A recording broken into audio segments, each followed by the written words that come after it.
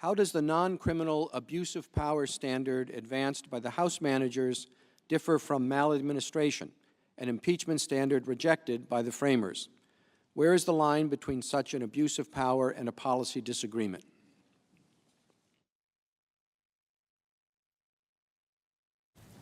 Thank you very much for that question, because that question, I think, hits the key to the issue that's before you today.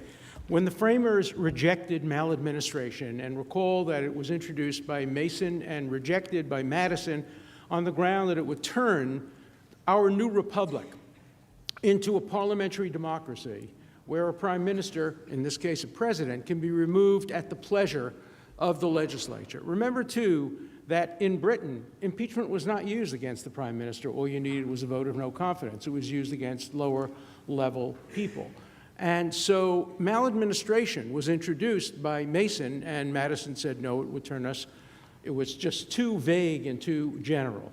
Now, what is maladministration? If you look it up in the dictionary and you look up synonyms, the synonyms include abuse, corruption, misrule, dishonesty, misuse of office, and misbehavior. Even Professor Nicholas Bowie, a Harvard professor who was in favor of impeachment, so this is an admission against interest by him. He's in favor of impeachment.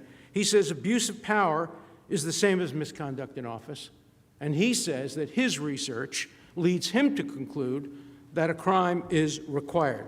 By the way, the congressman was just completely wrong when he said, I'm the only scholar who supports this position. In the 19th century, which is much closer in time to when the framers wrote, Dean Dwight of the Columbia Law School wrote that the weight of authority, by which he meant the weight of scholarly authority and the weight of judicial authority, this is 1867, the weight of authority is in favor of requiring a crime. Justice Curtis came to the same conclusion.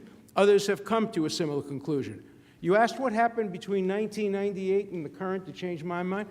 What happened between the 19th century and the 20th century to change the mind of so many scholars? Let me tell you what happened. What happened is that the current president was impeached.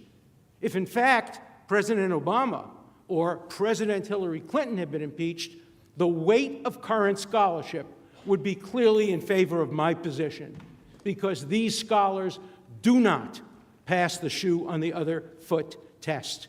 These scholars are influenced by their own bias, by their own politics, and their views should be taken with that in mind. They simply do not give objective assessments of the constitutional history. Professor Tribe suddenly had a revelation himself. At the time when Clinton was impeached, he said, oh, the law is clear. You cannot charge a president with a crime while he's the sitting president. Now we have a current president. Professor Tribe got woke. And with no apparent new research, he came to the conclusion, oh, but this president can be charged while sitting in office. That's not the kind of scholarship that should influence your decision. You can make your own decisions. Go back and read the debates, and you will see that I am right that the framers rejected vague, open-ended criteria, abuse of power, and what we had is the manager made a fundamental mistake again. She gave reasons why we have impeachment. Yes, we feared abuse of power. Yes, we feared criteria like maladministration. That was part of the reason. We feared incapacity. But none of those made it into the criteria because the framers had to strike a balance. Here are the reasons we need impeachment, yes. Now, here are the reasons we fear giving Congress too much power. So we strike a balance. How did they strike it? Treason, a serious crime.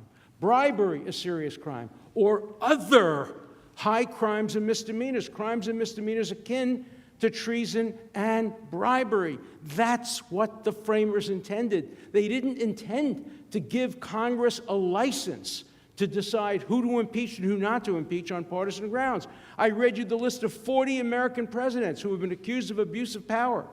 Should every one of them be impeached? Should every one of them have been removed from office? It's too vague a term.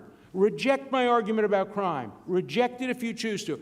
Do not reject my argument that abuse of power would destroy destroy the impeachment criteria of the Constitution and turn it, in the words of one of the senators of the Johnson trial, to make every president, every member of the Senate, every member of Congress be able to define itself from within their own bosom. We heard from the other side that every senator should decide whether you need proof beyond a reasonable doubt or proof by a preponderance. Now we hear that every senator should Thank you, decide what counsel. abuse of power. Thank you, Mr. Thank you. Chief Justice.